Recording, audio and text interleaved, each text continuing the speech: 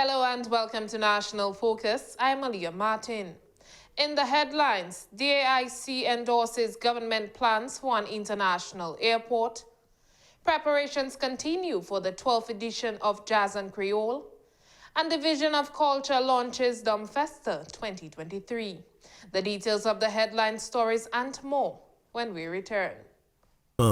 Come join us on April 30 at the Cabritz National Park in Dominica for Jazz and Creole 2023. Jumpstart the festivities with Dominica's premier dance band, the Swinging Stars. Savor the authentic jazz performances from Dominica's best jazz musicians, the Island Jazz Collective.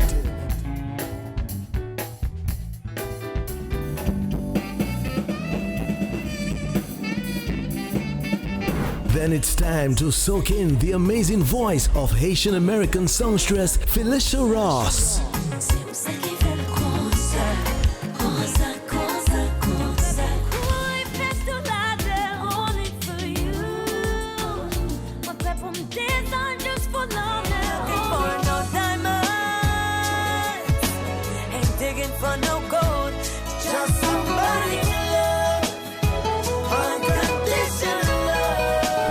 All the way from Fort Lauderdale, Florida, experience the energetic performance of the hip-hop duo Black Violin.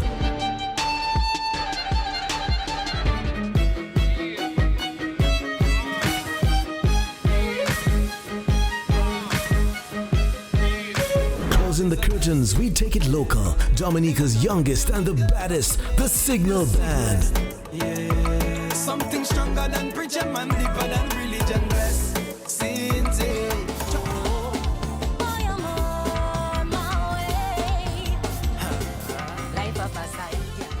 Visit dominicafestivals.com for tickets and event information. Circle the date, April 30. It's Jazz and Creole in the Nature Island, Dominica.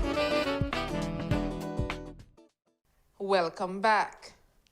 President of the Dominica Association of Industry and Commerce, DAIC, Mr. Brenton Hillier, believes Dominica's construction of an international airport will certainly boost the island's tourism and consequently the economy. Mr. Hillier joined other private sector representatives who participated in Prime Minister Skerritt's recent media tour of the international airport project in Wesley. I think it's timely because with it will come several benefits for Dominica's economy. First of all, we know that we push Dominica as one of the best tourism locations in the Caribbean, and we've been seeing our hotels getting awards when competing with the rest of the region. So I believe the international airport is only going to further strengthen our tourism product, making it more easier to access. We've always heard about challenges with air access. Yes, we have direct flights with AA, but I think for the potential that Dominica has, thinking in terms of the long-term vision for Dominica, we can definitely bring in more people. And it's going to be, I would say, a transforming factor for this part of Dominica. Mr. Hillier is challenging residents of the Wesley Marigot area to begin strategizing to take advantage of the opportunities which this airport project will create. The fact that it's so far away from the city of Dominica, I believe there will be a lot of potential for businesses to start setting up shop here. You could have hotels, you could have restaurants, you could have bars, different things to complement the services. So definitely I want to encourage persons in these areas to start thinking big, to start looking for opportunities of where can I meet the gaps that are going to exist here. And naturally, even if they start preparing for it, there is going to be the spillover effect coming to the rest of Dominica. So I think from an economic standpoint, this is going to benefit us for several years, maybe for the rest of our life, as was said earlier. He believes the construction of an international airport will be good for the economy. I mean, we support the development of the economy that will naturally assist the private sector, and we cannot say that building an airport is not going to support the private sector. We have to work hand in hand, and one thing we have done, we have invited the Prime Minister on a few occasions to speak to us about the socio-economic impact of having such a venture for Dominica. So we will be continuously engaging with the public sector to see how the private sector can fit in, work hand in hand so that everyone comes out as a winner in this. This is an opportunity to have a win-win situation for Dominica. Responding to a question regarding those who do not support an international airport, Mr. Hillier said there was room to expand the focus of Dominica's tourism beyond ecotourism. Everyone has a right to their opinion, and I can understand from the traditional sense of thinking, we've always seen Dominica to be an ecotourism spot. And I guess the concern is if you bring in an international airport, how is it going to impact ecotourism? But I think there is a space for everything. And we cannot necessarily, in my opinion, stay just focused on ecotourism when there is a lot more opportunity out there. You can have your international airport and still attract people who are looking for those hikes, people who want to escape. So I don't think the airport in itself is going to hamper ecotourism in itself. We just have to find a way to make them work in harmony. So you attract both persons looking for the escape to enjoy the nature that we have to offer, and at the same time, those who are looking for development, investment opportunities, just coming to another country, capture that market as well. So it's a matter of how we approach it. Everyone, as I mentioned earlier, can come out of this situation as a winner. The government of Dominica is one step closer to replacing the Ross University School of Medicine as the American Canadian School of Medicine, ACSOM, prepares to open its doors to Dominica. The university's primary mission is to prepare and educate excellent physicians with an interest in primary care, global health systems, and a commitment to practice in underserved communities. President of the American Canadian School of Medicine, Mr. Carrie James, stated that this university will boost the economy of Dominica. We've had three people that have come on to contract with the university that'll be moving to employment contracts. If you look at all the different vendors and different businesses that are working with us, I mean, there's many dozens of people that work with the different businesses that have already been on our campus providing services, and again, many of those those renovations and some of the facilities maintenance updates that we're doing are taking place over the summer. So in terms of how many people are working on the project, it actually stretches into the many dozens. When we look at employment versus working with businesses, I think we just have to look at the capabilities of the local businesses. Again, if we can work with existing businesses in Dominica to provide these services, then we will do that. If we feel that those services aren't available, then yeah, we may need to provide that service ourselves. The school will cater to students from across the world as they aim to participate in global health program. So it really refers to the expectations of the curriculum and the type of training. We certainly would take great students, serious students that are a good fit from really any country around this earth. We're going to be participating in a global health program with North American universities. And again, I think that that's part of that education, is certainly having a diverse student body, not just Americans and Canadians and Dominicans, but we're certainly going to look elsewhere as well. Students at the university will be guaranteed a residency program to ensure completion of their studies. We're laser focused on getting our students ready to be physicians, certainly, but also to be successful in the residency process. And that's actually, I'm glad you brought up that point. One of the critical aspects of our school is that we're putting into place from day one a residency guarantee. And now what does that mean? That means that U.S. and Canadian students that come to us, if they are, you can see that on our website, but they'll have several chances to go through the NRMP in the United States, CARMS in Canada. But if after a few years of going through the residency application process, if they have not gained a residency, we are going to return the tuition to our students. And again, when you talk about us being a nonprofit, we are laser focused on our academics, our education, and our students. Preparations continue for the 12th edition of the Jazz and Creole Festival, as a number of fringe events will be hosted to complement the main stage celebrations. One of the fringe events to be hosted on Thursday, April 27, is the second edition of Jazz and Cocktail at the Alliance Française. The event will feature some of Dominica's best artists, to include Michael Henderson, Mari Pascal, Abia Israel, and Tasha P. The first edition of Jazz and Cocktail in 2022 paid tribute to renowned local artist, the late Nelly Starr. This year, a tribute will be made to Dominica's Lady of Song, Ophelia Olivachi Marie. Be there. It's only $50, only $50 for this, and it starts from 6. We have cocktails. It's Jazz and Cocktails, so of course we're going to have some cocktails going all through the night. We have some eats too, but most importantly, come to support our tribute to Ophelia, and let's make it bigger and better this year.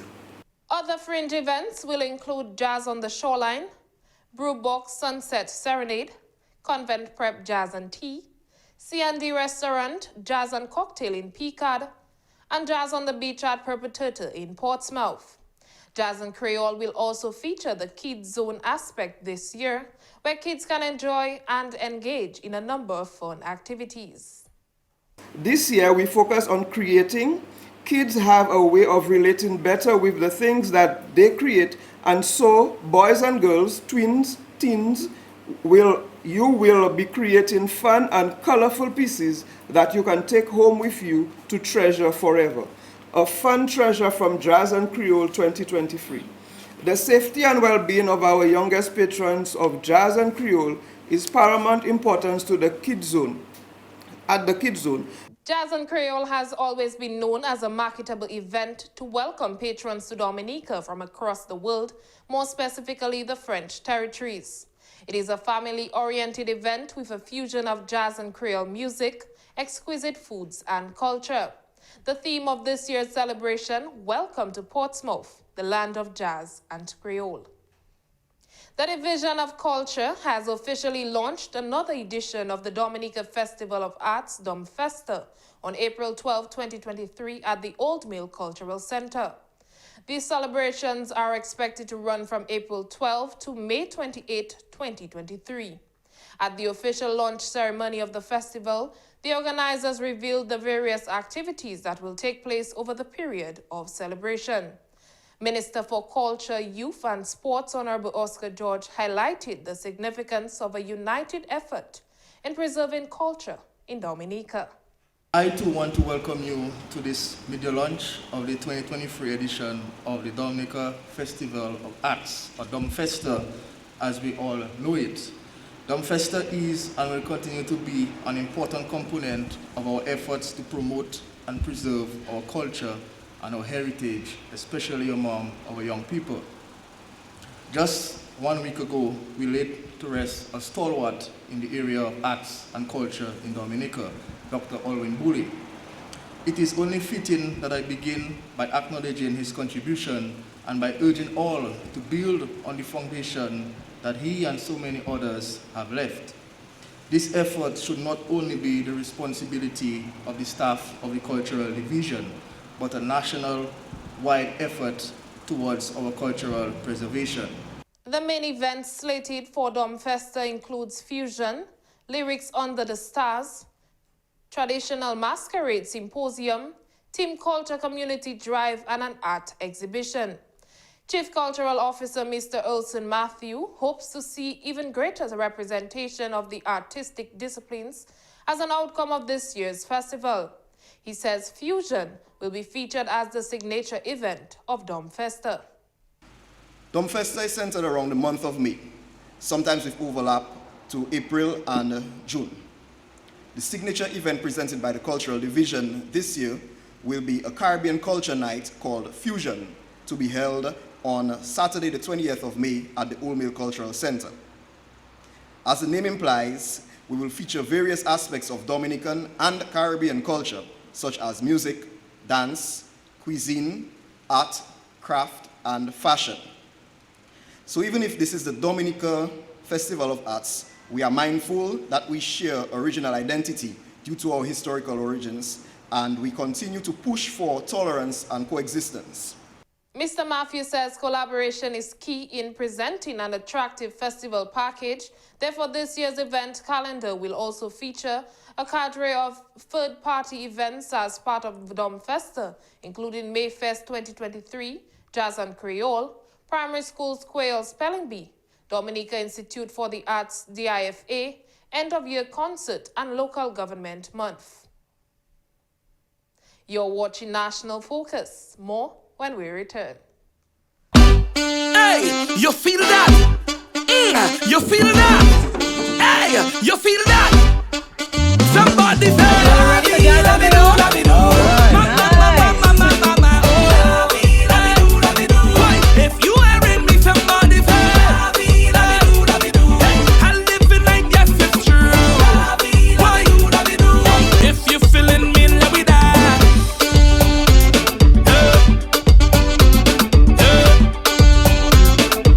If you feeling me, let me die.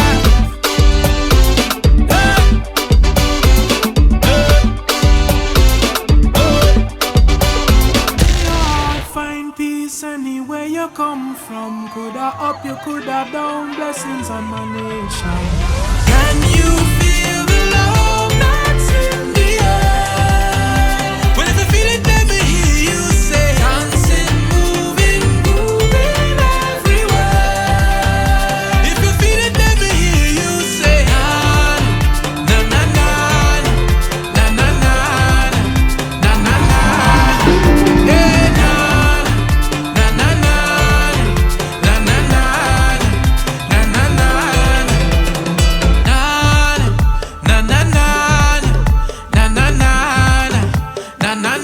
slow it down for me.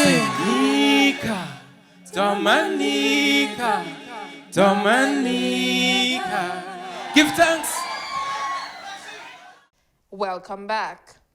The second ordinary meeting of the Council of Ministers Immigration will be held tomorrow, Wednesday, April 13, at the State House Conference Room. The meeting will be attended by President of Dominica, His Excellency Charles Savre, and Prime Minister Honorable Roosevelt Skerrit, who will give remarks. Minister for National Security and Legal Affairs and incoming chair of the OECS Council of Ministers Immigration, Honorable Rayburn Blackmore, will also give remarks. The meeting is scheduled to begin at 8:30 a.m. and will be broadcasted live via GIS Dominica. Over 50 students from the St. Lucia Sports Academy arrived on island on Saturday, April 8, to take part in a week-long calendar of activities. Kavia John reports. The students will face combined teams from Dominica in various sporting disciplines, including cricket, football, and track and field.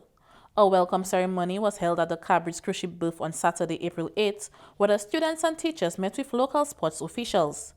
Senior Sports Officer Mr. Yudi John stated that such tours will help young athletes create a network among themselves as they grow and develop in their chosen discipline. It is hoped that with activities such as these and this particular tour, that you, the youth, the future of our Caribbean and the sub-region, will use the opportunity to create beneficial networks for our region among yourselves. This tour will not only expose our skills and talents of secondary school age for further development in the form of new opportunities in addition to those provided by the sub-regional cricket body, WICBC, and the Windward Island School Games. St. Lucia's Education Officer, Mr. Francis John Lewis, described the week-long tour as a historic event for the St. Lucia Sports Academy. He stated that the Sports Academy provides an avenue for the holistic development of students. But the Sports Academy is here to let you know that education is one where we provide holistic development for our students. We are moving in the direction where we understand, and the new government now understands this very well. That's why there are 4 other institutions that will be established, where one will be for agriculture, then we have for tourism, for the arts, and so forth. So we have understood that education is not just simply the acquisition of the grammar type education. We need holistic education for our children. So therefore, the Sports Academy, where the students stay there, They live there, they sleep there, they abide there for 5 days in the week. Then we are going to make sure we nurture these children to a very high level in their sports and also in the academics. But then what will happen is that the sports will drive their education. That's what we are moving to. Meanwhile, Program Director of the St. Lucia Sports Academy, Mr. Victor Conibert, explained that Dominica was chosen for this inaugural tour because the two countries understand the importance of creating linkages. We have conceptualized this tour of islands, and this is our inaugural tour. So we have decided to visit Dominica as the first tour for the St. Lucia Sports Academy, what we hope to be one of many tours to come. We have chosen this island, and we are so happy with the reception that we received from the Ministry of Youth and Sports. Yes.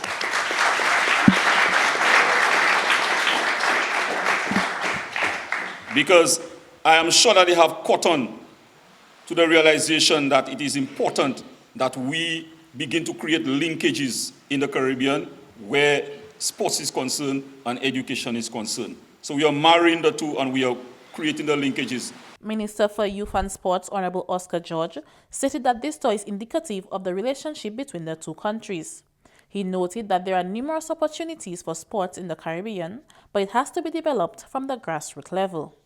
Another main area for the Ministry of Sports is to ensure that we find opportunities for our young athletes, right?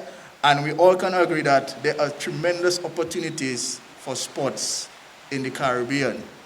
Back in the days, it was very limited. We only had cricket, for instance, on a big scale.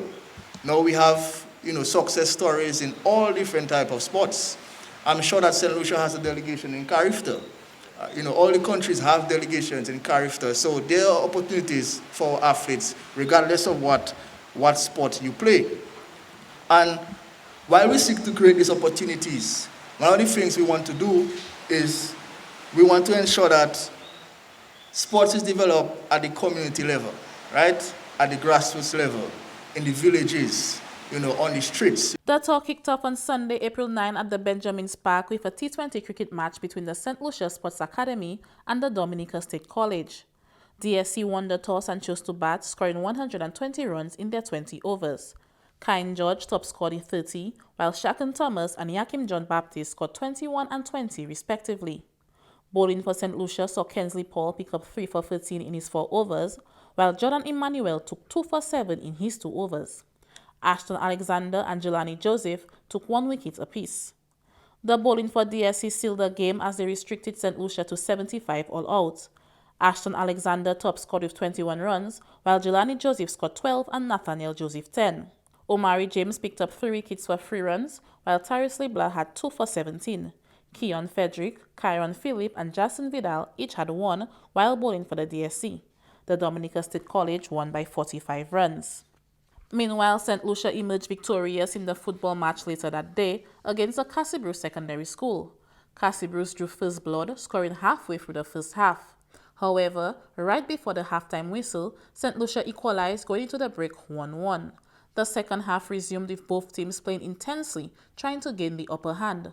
But it was St. Lucia who took the win with a goal of a free kick near the end of play, winning the match 2-1. The tour continued on Tuesday, April 12, with the Dominica Combined School taking the win in the T20 match against St. Lucia. St. Lucia won the toss and was only able to muster 91 runs for the loss of 9 wickets.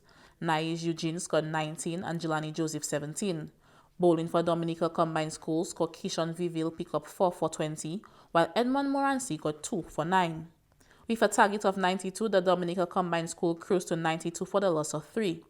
Darren Toussaint got 40 not out and Edmond Morancy 19 not out. Jelani Joseph got 2 for 35 and Sheldon Wiley 1 for 26 while bowling for St. Lucia. The Dominica 17 and under combined school won by 7 wickets. At the end of the series, the winners of cricket and football, the top male and top female athletes will receive trophies donated by Scott Sports and awards out of St. Lucia. Kuvia John for the Government Information Service. Thanks, Kuvia, for that report. A cultural tribute to Dr. Alwyn Anthony Bully following his funeral service last week has been described by his widow, Mrs. Anita Bully, as memorable. The tribute, named Shapes in the Cloud, was done using various forms of media.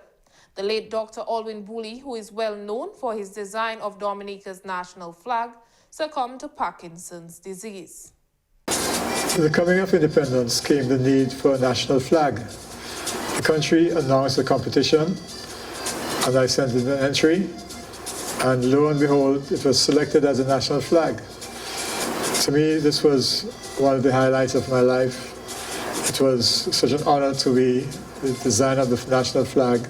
Some adjustments had to be made to it, of course, over the years, but the design and concepts are all mine, and it remains so. I was 28 years old at the time. Son of the late Dr. Alwyn Brent narrated a poem written by his father called Parkinson's, the disease which ultimately claimed his father's life. Choreography was done by his daughter, Sid. How do you deal with a pain that is not a pain? The mysteries of this pain are so bizarre that, were it not so horrible, it would be one of the most wonderful things to play with. Yes, my friend, so it is. The good is the bad, and the bad is the good. So, my friend, let go. Feel the wind on your face, the earth under your feet, the majesty of our mountains, the salt of the sea, the beauty and purity of the river. Accept them all. It is still a beautiful world.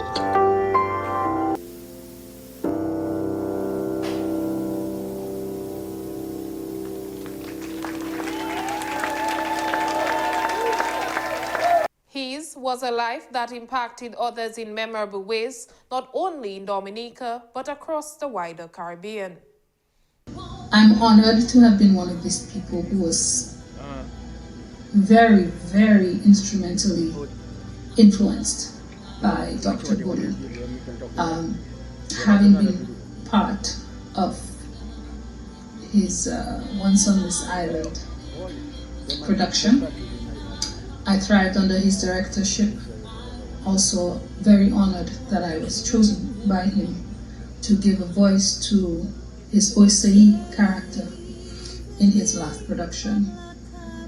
And it's amazing how his influence has spanned generations, in that he has not only touched my life, but he's also touched the life of my daughter, who I believe was greatly influenced by my participation as Timon in Alwyn's Once on This Island production. And I think that moment sparked her interest in musical theatre. And so I thank Dr. Bully and I thank his family for gifting us with such an amazing individual. One of the things that was amazing about Alwyn is that he never knew how to say no. And no matter how much was on his plate, if somebody asked him to do something, he'd be right there. And he was a halfway there. He was all in for everything. And he was just an amazing person. And I'm glad to be able to say he was my friend.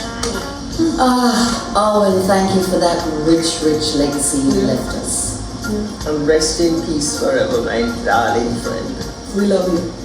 And that's all for this edition of National Focus. Be sure to follow GIS Dominica on Facebook, YouTube, and on Twitter. You can also drop us an email at gis@dominica.gov.dm. From all of us here on the GIS News Production team, I am Aaliyah Martin. Thanks for watching and stay safe.